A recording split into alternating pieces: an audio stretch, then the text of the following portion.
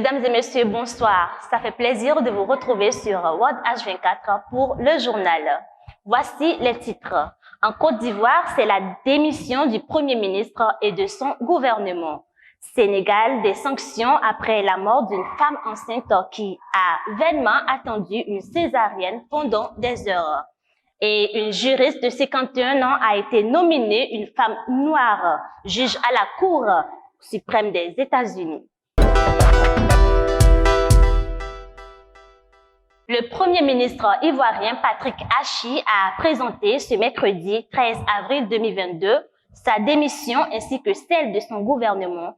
À la suite de cette démission, le président de la République, Alassane Ouattara, annonce un futur gouvernement de 30 membres dès la semaine prochaine. Regardez. Le Premier ministre ivoirien Patrick Achi a présenté ce mercredi sa démission ainsi que celle de son gouvernement.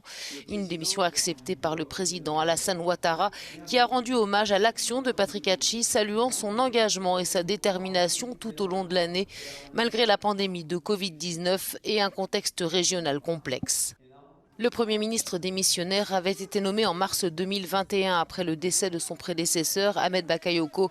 À la tête de son gouvernement, Patrick Achi a notamment conduit le dialogue politique avec l'opposition. 2 mois et demi de débats destinés à renforcer la culture démocratique après les violences électorales de la présidentielle de 2020. Elles avaient fait 85 morts et 500 blessés.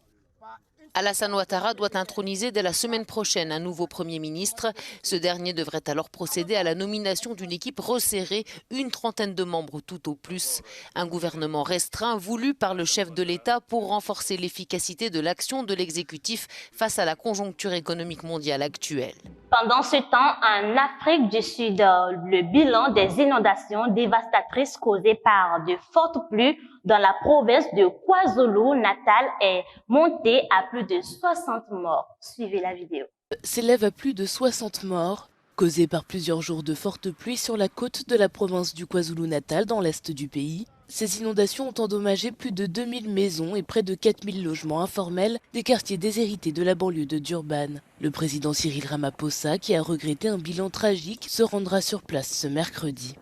La veille, les opérations de sauvetage se sont poursuivies toute la journée dans le district d'Ilambé et dans la ville de Durban notamment, où est situé l'un des principaux ports africains ouverts sur l'océan Indien.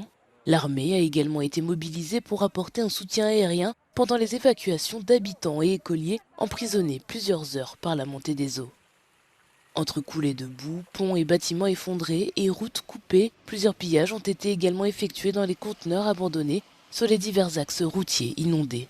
Les habitants de la province ont été appelés à éviter tout déplacement. Les autorités sénégalaises ont limogé le directeur d'un hôpital public et suspendu le personnel de garde du jour suite au décès d'une femme enceinte après une longue agonie et un déni de soi. Regardez. L'affaire avait suscité l'indignation au Sénégal. Le ministre sénégalais de la Santé a admis jeudi que la mort récente d'une femme enceinte dans un hôpital public aurait pu être évitée.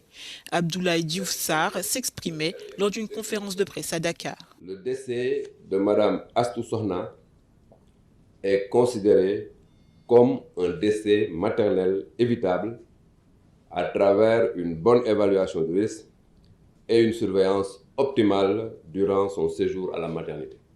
Les circonstances du décès d'Astou Sokhna ont suscité une vague de protestations contre les lacunes du système de santé publique du pays, entraînant une réaction au plus haut niveau de l'État. Les mesures suivantes ont été prises. La révocation du directeur prononcée lors du Conseil des ministres de ce mercredi 13 avril 2022.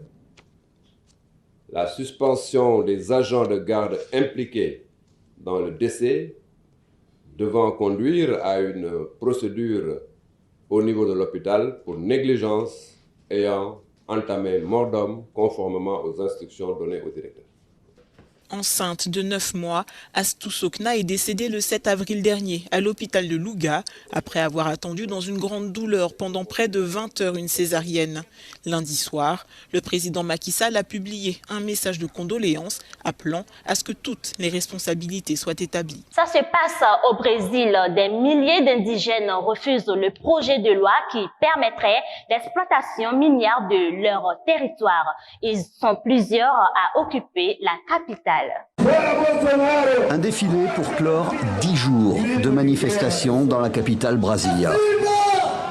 Des milliers d'indigènes venus de tout le pays pour faire entendre leur colère jusqu'aux portes du Congrès. Pour moi, c'est un bel acte de résistance contre ce gouvernement misérable qui veut mettre fin aux droits des peuples indigènes. La cause indigène appartient à tout le monde. J'espère que tous, y compris les non-indiens, pourront se joindre à nous. Tous, et pourquoi pas un ancien président.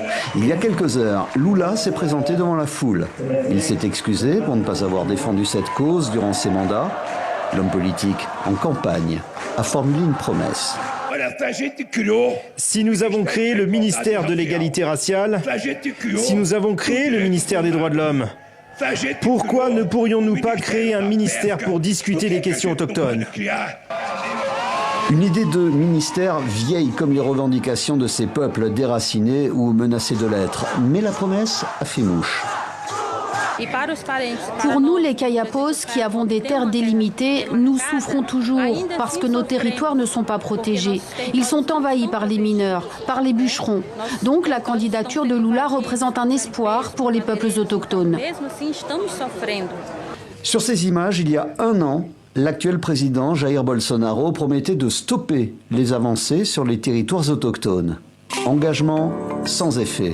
La situation depuis a même empiré. L'Amazonie a perdu plus de 13 000 km² en un an, soit la superficie des Bahamas. Les exploitants de minerais, de pétrole, de gaz ou de l'agroalimentaire pourraient même très prochainement profiter d'un projet de loi leur donnant encore moins de contraintes pour avancer dans ces territoires. Face à cette loi et toutes les menaces pesant sur leur habitat, les autochtones sont dans la rue et en masse sur les réseaux sociaux. Hashtag. C'est désormais l'hymne russe qui est à l'honneur dans une école dans la capitale ukrainienne de Volnovakha, cité ravagée par les combats et prise par Moscou. Suivez. Dans la ville de Volnovakha en Ukraine, les écoles viennent de rouvrir. Cette localité, située dans l'oblast de Donetsk, dans l'est du pays, a été conquise par l'armée russe il y a un mois après de nombreux combats et destructions. Ici, tout est détruit à 80%. Notre maison a été brûlée. Tout ce qu'il nous reste, ce sont nos passeports, nos pièces d'identité. Il ne nous reste rien d'autre. Les traces de la guerre mettront longtemps à s'effacer. Et la présence des envahisseurs impacte déjà les plus jeunes. Ils ont regagné les salles de classe au milieu des drapeaux russes et de ceux de la République séparatiste de Donetsk. Lors de la cérémonie de réouverture des classes lundi, ils ont dû écouter l'hymne russe, debout dans la cour d'école.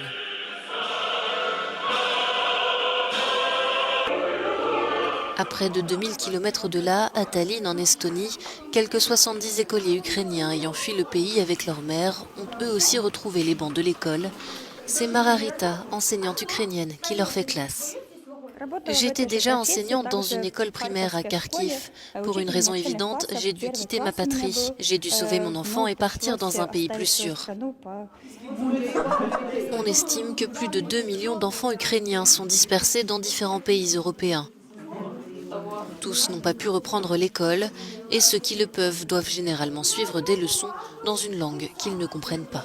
Pendant ce temps, en Amérique, il y a déjà plus d'une semaine que le Sénat américain a élu la première femme afro-américaine à la Cour suprême. Il s'agit de la juge Ketanji Brown Jackson, qui a eu à bénéficier non seulement du vote du Sénat, mais également de la confiance du président John Biden. Regardez cette nomination historique.